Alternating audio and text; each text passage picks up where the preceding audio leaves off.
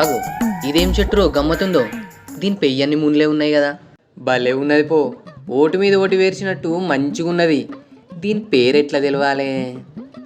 ఈయన ముట్టుకొని వశం లేకుంటున్నది. ఫోన్లో కొడతా, ఫోటో కొడితే మొత్తం బయట పడుతుంది దీని సంగతి. వచ్చింది. దీని ఇంగ్లీష్ పేరు మామిల్లేరియా డయోకా రెబుటియా జాతికి చెందిన ఒక రకమైన చిన్న కాక్టస్ మొక్కనట. ఓహో, తెలుగులో దీనిని ప్రత్యేకమైన పేరుతో కాకుండా కాక్టస్ లేదా నాగజముడు అని పిలుస్తారట. మనం చిన్నప్పుడు చదువుకున్నాం కదా, బ్రహ్మజముడు నాగజముడు అని. గదే. ఇక వసంతకాలంలో ప్రకాశవంతమైన నారింజ, ఎరుపు, గులాబీ, పసుపు రంగు పువ్వులను ఊతాయట. అయితే పూలు కూడా ఊతాయి అన్నట్టు. వీటికి ఎక్కువ ఎండ అవసరం. ఓహో, మట్టి పూర్తిగా ఎండిపోయినప్పుడు మాత్రమే నీరు పోయాలి.